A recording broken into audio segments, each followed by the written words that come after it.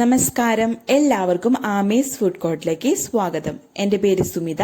അപ്പം ഇന്ന് ഞാൻ ഒരു അടിപൊളി തട്ടുകടയിൽ നിന്ന് കിട്ടുന്ന അതേ ഒരു റിയൽ ടേസ്റ്റിലുള്ള ഒരു മുട്ടക്കപ്പയുടെ റെസിപ്പി ആയിട്ടാണ് വന്നിരിക്കുന്നത്. വളരെ ഈസി ആയിട്ടും വളരെ ടേസ്റ്റി ആയിട്ടും ഉണ്ടാക്കാൻ പറ്റുന്ന ഒരു റെസിപ്പിയും കൂടിയാണ്.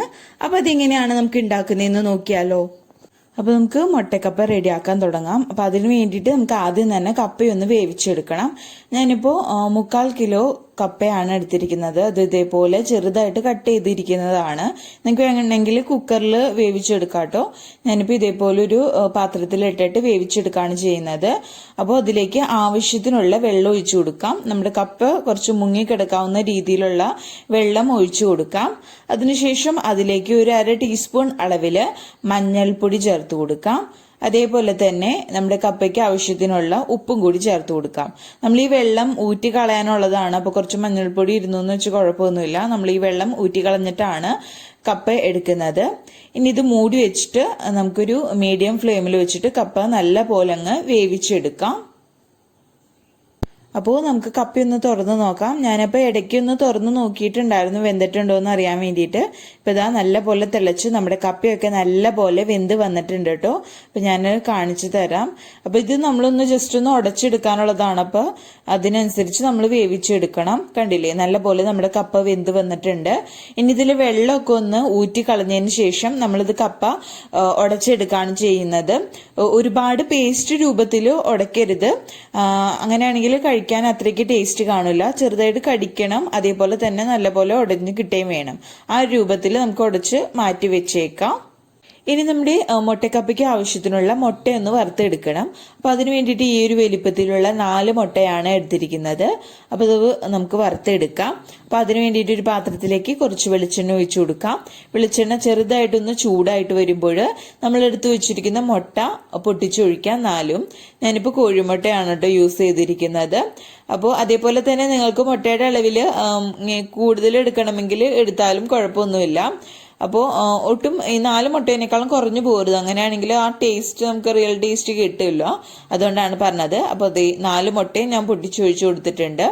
ഇനി ഇതിലേക്ക് ഒരു 1/4 ടീസ്പൂൺ അളവിൽ കുരുമുളക് പൊടി ചേർത്ത് കൊടുക്കാം. അതേപോലെ തന്നെ കുറച്ച് ഉപ്പും കൂടി ചേർത്ത് കൊടുക്കാം. ഉപ്പ് നോക്കിയിട്ട് ചേർക്കാം കേട്ടോ. കാരണം നമ്മൾ കപ്പയിൽ ഉപ്പ് ചേർത്തിട്ടാണ് വേവിച്ചിരിക്കുന്നത്. അപ്പോൾ നമ്മൾ മസാലയൊക്കെ ഉണ്ടാക്കി എടുക്കുമ്പോൾ ഒരുപാട് ഉപ്പ് ആയാലും നമുക്ക് കഴിക്കാൻ പറ്റില്ല. അപ്പോൾ അത് നോക്കിയിട്ട് വേണം നിങ്ങൾ ചേർത്ത് കൊടുക്കാൻ വേണ്ടിയിട്ട്. ഇനി ഇത് നല്ല പോലെ നമ്മൾ ചിക്കി പൊരിച്ചെടുക്കുകയാണ് ചെയ്യേണ്ടത്. അപ്പോൾ ചെറിയ ചെറിയ പീസസ് ആയിട്ട് നമുക്ക് കിട്ടും. അപ്പോൾ എന്നാലാണ് നമ്മൾ കപ്പയിലേക്ക് ഇട്ട് മിക്സ് ചെയ്യുമ്പോൾ നമുക്ക് ഇടയ്ക്ക് കടിക്കാൻ കിട്ടുള്ളൂ നമ്മുടെ മുട്ട. കണ്ടില്ലേ, ഈ ഒരു രൂപത്തിൽ നമ്മൾ നല്ല പോലെ ചിക്കി പൊരിച്ചെടുക്കണം.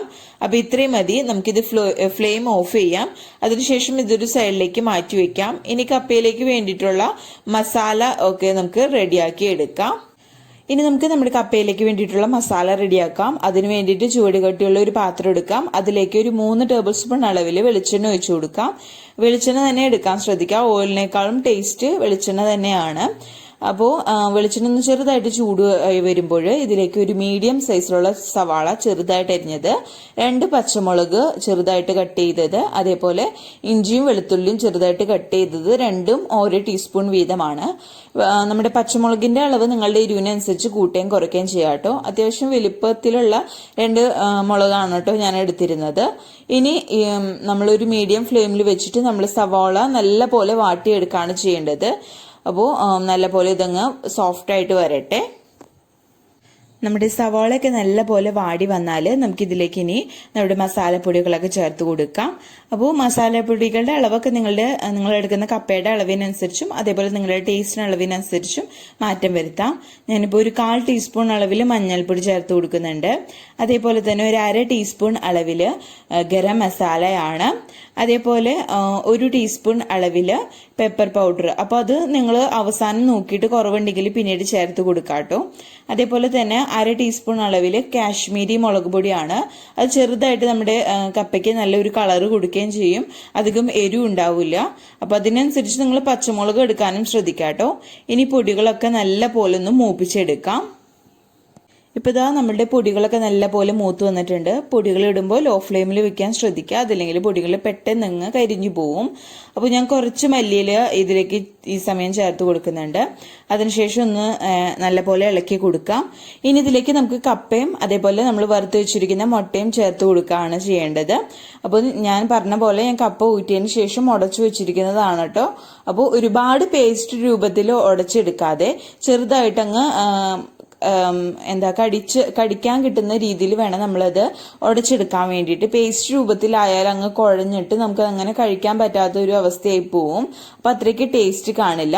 ഇനി ഇത് നമ്മുടെ മസാലയായിട്ട് നല്ല പോലെ മിക്സ് ആക്കി എടുക്കുകയാണ് ചെയ്യേണ്ടത്. അപ്പൊ ഈ കൂട്ടത്തിൽ തന്നെ നമ്മൾ നേരത്തെ വറുത്ത് മാറ്റി വെച്ചിരിക്കുന്ന നമ്മുടെ മുട്ടയും കൂടി ചേർത്ത് കൊടുക്കാം.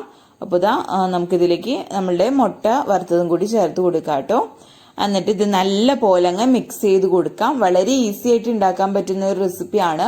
നമ്മൾ തട്ടുകടയിലൊക്കെ ചെല്ലുമ്പോൾ കിട്ടുന്ന അതേ ഒരു റിയൽ ടേസ്റ്റിൽ തന്നെയാണ് ഈ മുട്ടക്കപ്പയും റെഡിയാക്കിയിരിക്കുന്നത്. അപ്പോൾ ഇത് മിക്സ് ചെയ്യാം. ഇപ്പോൾ ഇതാ നമ്മുടെ മുട്ടക്കപ്പ ഇവിടെ റെഡി ആയിട്ടുണ്ട്. ഞാൻ നല്ല പോലെ അങ്ങ് മസാലയും നമ്മുടെ മുട്ടയും കപ്പയും എല്ലാം ഒരുമിച്ച് അങ്ങ് മിക്സ് ചെയ്തെടുത്തിട്ടുണ്ട്. അപ്പോൾ ഇത്രയേ ഉള്ളൂ. എല്ലാവർക്കും വീഡിയോ ഇഷ്ടപ്പെട്ടെന്ന് വിചാരിക്കുന്നു. വീഡിയോ ഇഷ്ടപ്പെട്ടാൽ ലൈക്ക് ചെയ്യുക. അതേപോലെ നിങ്ങളുടെ ഫ്രണ്ട്സും റിലേറ്റീവ്സും ഒക്കെ ആയിട്ട് വീഡിയോ ഷെയർ ചെയ്യാനും മറക്കരുത്. അതേപോലെ ഞാൻ ഇനി അവസാനമായിട്ട് ഇതിലേക്ക് കുറച്ച് മല്ലിയിലയും അതേപോലെ തന്നെ കുറച്ച് സവാള പച്ചയ്ക്ക് അരിഞ്ഞതാണ് അതും കൂടി ചേർത്ത് കൊടുക്കാം. അപ്പം ഞാൻ ഓരോ പ്ലേറ്റിലേക്ക് ഇത് സെർവ് ചെയ്യുന്ന സമയത്ത് ഓരോ പ്ലേറ്റിൽ ഇതേപോലെ കുറച്ച് മുട്ടക്കപ്പ വെക്കും. അതിനുശേഷം കുറച്ച് മല്ലിയിലയും കുറച്ച് നമ്മൾ സവാള അരിഞ്ഞതും അതേപോലെ കുറച്ച് ടൊമാറ്റോ കെച്ചപ്പും കൂടി ഗാർണിഷ് ചെയ്തിട്ടാണ് സെർവ് ചെയ്യുന്നത്. ടൊമാറ്റോ കെച്ചപ്പും കൂടി അതിൻ്റെ മുകളിലേക്ക് ഇട്ട് കൊടുക്കുമ്പോൾ ഒരു പ്രത്യേക ടേസ്റ്റ് തന്നെയായിരിക്കും. അപ്പോൾ നിങ്ങളൊന്ന് ട്രൈ ചെയ്ത് നോക്കാട്ടോ. അപ്പോൾ വളരെ ഈസിയാണ് ഇത് ഉണ്ടാക്കാൻ വേണ്ടിയിട്ട്. അതേപോലെ നല്ല ടേസ്റ്റി ആയിട്ടുള്ള റെസിപ്പിയും കൂടിയാണ്. തട്ടുകടയിൽ നിന്ന് കിട്ടുന്ന അതേ ഒരു റിയൽ ടേസ്റ്റിൽ തന്നെയാണ് ഉണ്ടാക്കിയിരിക്കുന്നത്. അപ്പോൾ വീഡിയോ ആദ്യമായിട്ട് കാണുന്നവർ ആരെങ്കിലും ഉണ്ടെങ്കിൽ ചാനൽ സബ്സ്ക്രൈബ് ചെയ്യാനും മറക്കരുത്. അതേപോലെ നിങ്ങൾ ഇത് ട്രൈ ചെയ്ത് നോക്കിയിട്ട് അഭിപ്രായമൊക്കെ താഴെ കമന്റ് ബോക്സിൽ അറിയിക്കാനും മറക്കരുത്. അപ്പോൾ ഇനി അടുത്ത അടിപൊളി വീഡിയോ ആയിട്ട് വരുന്നത് വരയ്ക്കും ബൈ. Thank you.